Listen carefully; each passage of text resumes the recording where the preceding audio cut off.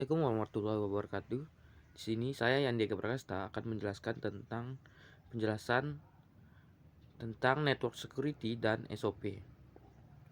Yang pertama itu ada network security. Network security adalah sebuah aturan dan konfigurasi yang berfungsi untuk melindungi integritas kerahasiaan serta ketersediaan aksesibilitas jaringan komputer dan data.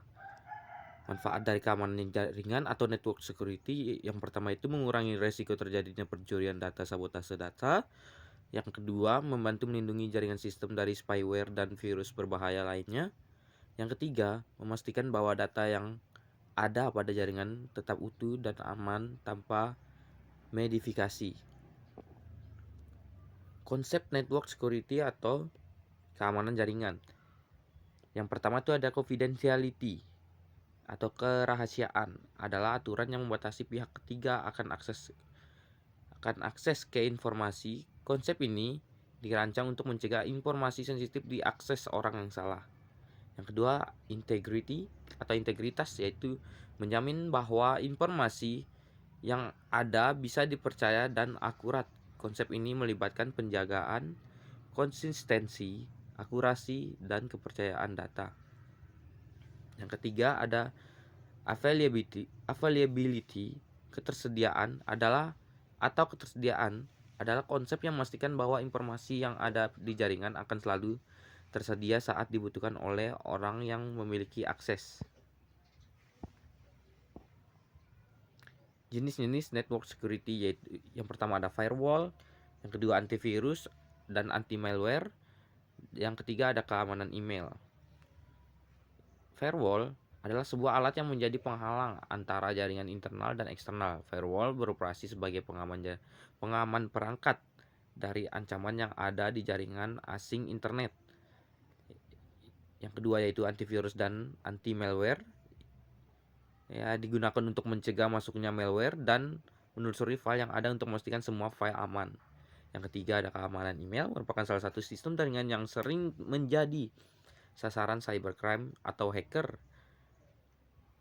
Hacker bisa menggunakan email untuk mencuri data pribadi pengguna. Nah, yang kedua itu ada SOP. SOP merupakan pedoman kerja bagi setiap perusahaan dan menjalankan kegiatan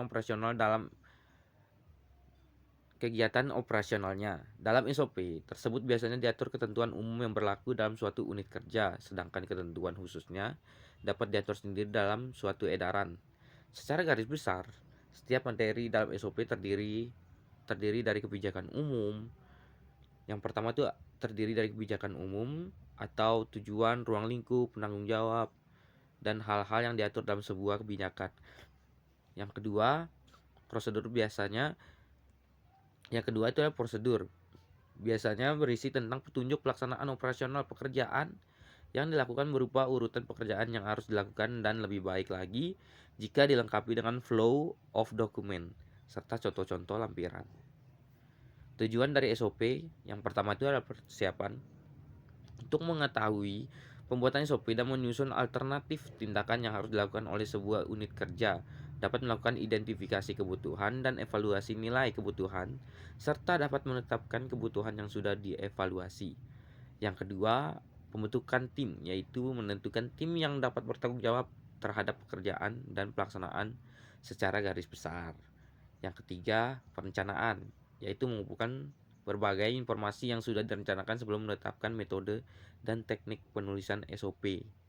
Yang keempat yaitu melakukan uji coba dengan mengimplementasikan SOP yang sudah dibuat. Yang kelima, menyempurnakan SOP berdasarkan laporan hasil uji coba. Nah, di pembahasan selanjutnya yaitu ada pemetaan fungsi manajemen jaringan. Yang pertama itu ada penyediaan. Fungsi ini memungkinkan manajer jaringan untuk menyediakan perangkat jaringan baru di suatu lingkungan. Mengotomatiskan langkah ini mengurangi biaya dan menghilangkan kemungkinan kesalahan manusia. Selanjutnya ada pemetaan dan penemuan. Pemetaan atau penemuan. Fungsi ini memungkinkan perangkat lunak untuk menemukan fitur jaringan target. Beberapa fitur yang biasanya ditemukan adalah node dalam jaringan, konektivitas antar node, jenis dan kemampuan vendor untuk node tersebut, karakteristik kinerja, dan lain-lain. Selanjutnya ada pemantauan. Fungsi ini memungkinkan perangkat lunak manajemen jaringan untuk memantau masalah jaringan dan menyarankan perbaikan. Salah satu mekanisme perangkat jaringan untuk memberikan informasi sukarela tentang dirinya sendiri adalah dengan mengirimkan perangkat SNMP. Perangkat lunak dapat melakukan polling perangkat secara berkala atau mendaftarkan dirinya untuk menerima peringatan dari perangkat jaringan. Pemantauan dapat menggunakan kesalahan dalam jaringan seperti node yang gagal atau salah konfigurasi, kemacetan, kinerja, aktor jahat, intrusi, dan lain-lain. Manajemen konfigurasi. Fungsi ini memungkinkan perangkat lunak untuk memastikan bahwa konfigurasi jaringan sesuai keinginan dan tidak ada penyimpangan konfigurasi. Kepatuhan terhadap peraturan. Fungsi ini memungkinkan perangkat lunak manajemen jaringan untuk memastikan bahwa jaringan memenuhi standar peraturan dan mematuhi undang-undang yang berlaku. Selanjutnya ada change control, yaitu fungsi ini memungkinkan perangkat lunak untuk memastikan bahwa perubahan jaringan dilakukan secara terkendali dan terkoordinasi. Kontrol perubahan dapat mengaktifkan jejak audit yang memiliki aplikasi selama penyelidikan forensik setelah intrusi jaringan. Selanjutnya ada manajemen aset perangkat lunak, yang dimana fungsi ini memungkinkan perangkat lunak untuk menginventarisasi perangkat lunak yang diinstal pada node bersama dengan detail seperti versi dan tanggal pemasangan. Selain itu, ia juga dapat menyediakan penyebaran perangkat lunak dan manajemen tambalan. Keamanan cyber. Fungsi ini memungkinkan perangkat lunak untuk menggunakan semua data yang dikumpulkan dari node untuk mengidentifikasi risiko keamanan di lingkungan TI.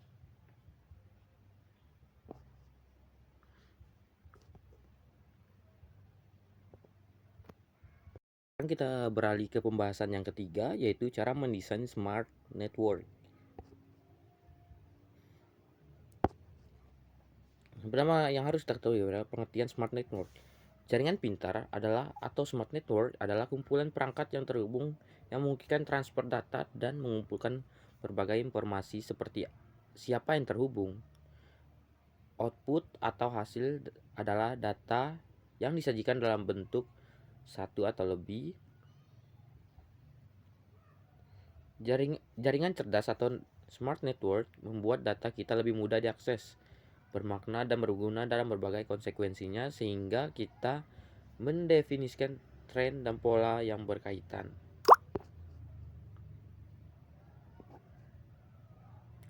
Jenis-jenis smart network.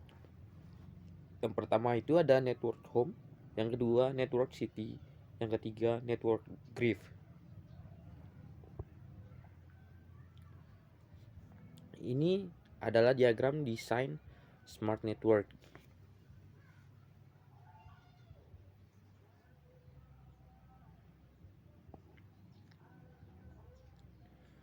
Ya, yang pertama itu adalah tetapkan target kinerja. Membangun jaringan ke target kinerja tertentu bukanlah praktik terbaik. Alasannya adalah bahwa membuat keputusan dalam konteks yang mengasumsikan target kinerja tetap atau bahkan tumbuh secara linear kemungkinan akan menghasilkan keputusan desain yang tidak berkelanjutan atau hemat biaya dari waktu ke waktu, dan tentu saja kabupaten yang berbeda dengan lingkungan yang unik akan memiliki kebutuhan kinerja yang berbeda.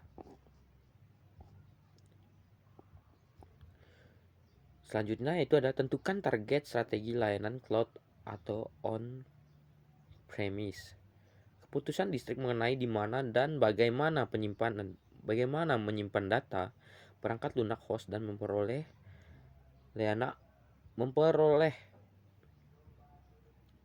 layanan akan memiliki dampak yang signifikan pada seberapa banyak data berjalan di dalam WAN dan internet. Beberapa banyak kapasitas WAN dan kapasitas koneksi internet yang diperlukan untuk menyampaikan target kapasitas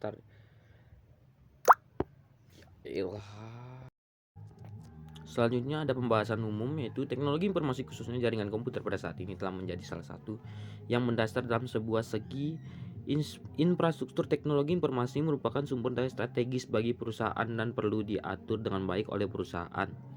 Infrastruktur teknologi informasi mendukung aliran pengolahan informasi dan suatu perusahaan secara terus-menerus. Dalam membangun infrastruktur teknologi informasi, kita perlu menggunakan jaringan digunakan untuk menghubungkan komputer dengan jarak yang terbatas antara dua atau lebih tempat yang berbeda, disebut lokal area network atau LAN.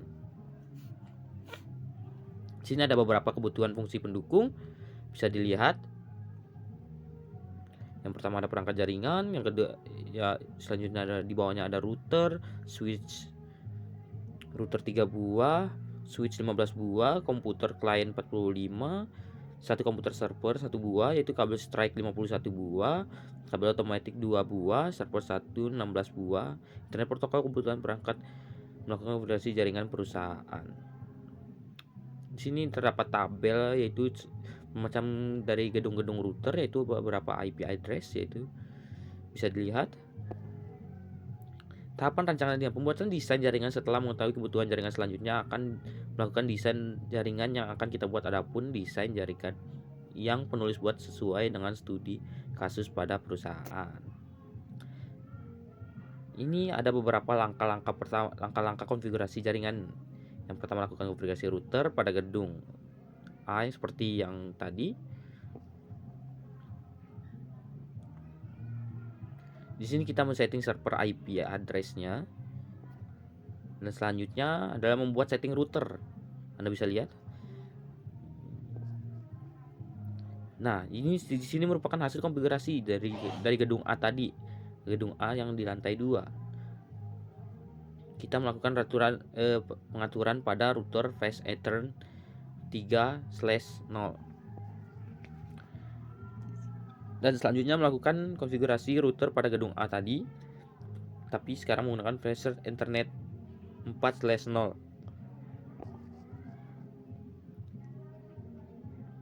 Selanjutnya melakukan konfigurasi pada router gedung A Fast 0/0 menggunakan IP address 11.6.2.1.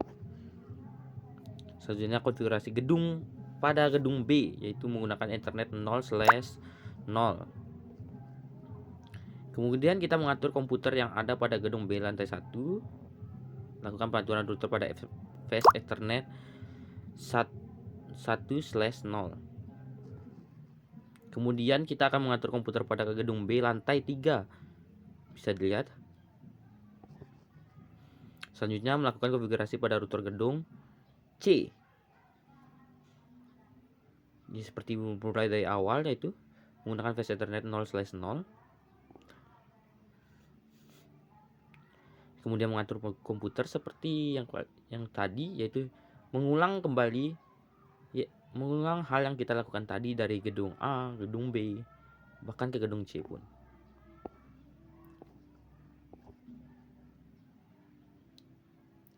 Nah, ini selanjutnya kita melakukan konfigurasi RIP routing pada setiap router pada jaringan kita. Network dan network ID yang telah kita setting di setiap router yang telah kita masukkan sebelumnya. Proses merupakan suatu cara membuat komputer yang ada pada jaringan kita dapat terhubung satu sama lain walaupun di network yang berbeda. Sini ada beberapa pengujian dari komputer di gedung A. Pengujian pada komputer gedung B.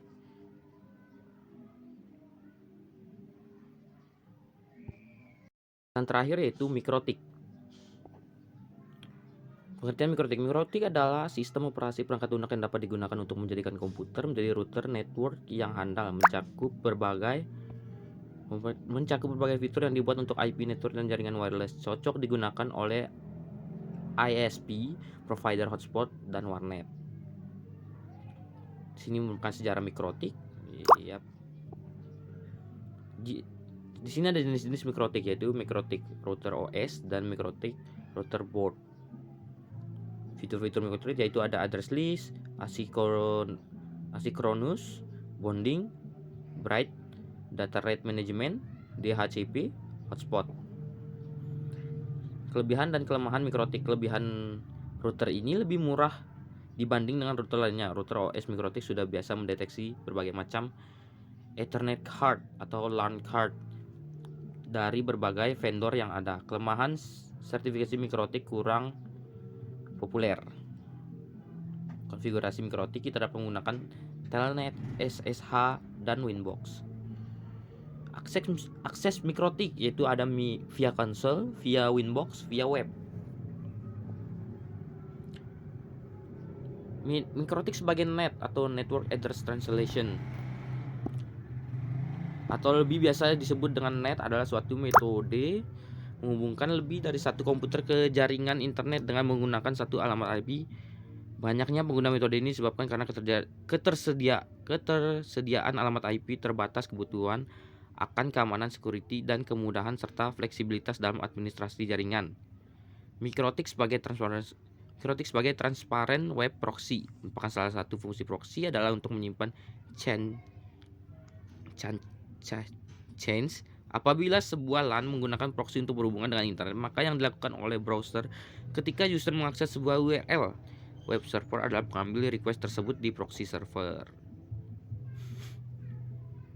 Mikrotik sebagai bridging atau bridge adalah suatu cara untuk menghubungkan dua segmen network terpisah bersama-sama dalam satu protokol sendiri.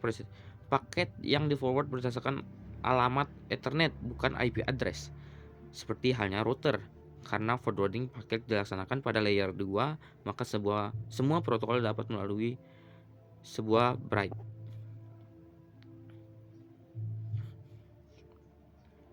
Di sini pun ada mikrotik sebagai MR3 atau graphing.